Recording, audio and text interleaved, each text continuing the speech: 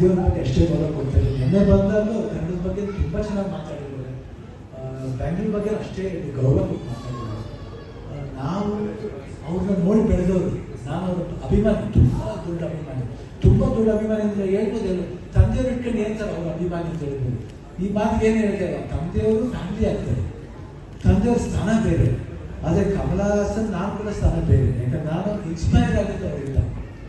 ನನ್ನ ಒಂದು favourite actor, ನಿಮ್ಗೆ ಹೇಗೆ ಫೇವ್ರೆಟ್ ಆ್ಯಕ್ಟರ್ ಇತ್ತು, ನನ್ನ ಒಂದು ಫೇವ್ರೆಟ್ ಆ್ಯಕ್ಟರ್. ಖಂಡಿತ ಅವ್ರಿಗೆ ಗೊತ್ತಾಗುತ್ತೆ, ಅವ್ರು ಖಂಡಿತ ಅದಕ್ಕೆ ಏನು ಕೊಡಬೇಕು ಅವ್ರು 100% ಇದನ್ನು ಕೊಡ್ತಾರೆ ಅನ್ನೋ ಒಂದು ಭಾವನೆ ನನಗಿದೆ. ಯಾಕಂದ್ರೆ ನಾವು ಸಮಾರಂಭಕ್ಕೆ ಹೋಗಿದ್ದು, ನಮ್ಮನ್ನು ಗೌರವದಿಂದ ಕರೆದಾಗ ಹೋಗಿದ್ದೀವಿ. ಅದು ಏನಾಯ್ತು ಅಂತ ನಮಗೆ ಗೊತ್ತಿಲ್ಲ. ಬಂದು ನೋಡಿದಾಗ, ನಿನ್ನೆ ಬಂದಾಗ ಇಲ್ಲೇ ಇದ್ರು, ಎಲ್ಲಾದ್ರೂ ಮಾತಾಡ್ತಾ ಇದ್ರು, ಇಲ್ಲೇ ಕೇಳ್ಬೋದಾಗಿತ್ತು ಎಲ್ಲರೂ. ಬಟ್ ಯಾಕೆ ಕೇಳಿದ್ರೆ ನಮಗೂ ಗೊತ್ತಿಲ್ಲ. ಬಟ್ ಕನ್ನಡ ಪ್ರೀತಿ ಅನ್ನೋದು ಯಾರೋ ಒಬ್ರು ಮಾತಾಡಿದಾಗ ಮಾತ್ರ ಬರಬಾರ್ದು, ಇದು ಥ್ರೂಔಟಾಗಿ ಇರಬೇಕಿದೆ. ನಾನು ಚಾನಲ್ಗೂ ಹೇಳ್ತಾ ಇದ್ದೀನಿ, ಬರೀ ಸ್ಪಾಟ್ ಬಂದಾಗ ಮಾತ್ರ ಕನ್ನಡನ ಚಿಕಿತ್ಸೋದಲ್ಲ, ಕನ್ನಡ ಚಿಕಿತ್ಸೋದು ಇವತ್ತಲ್ಲ, ಯಾವಾಗ ಚಿಕಿತ್ಸಬೇಕು.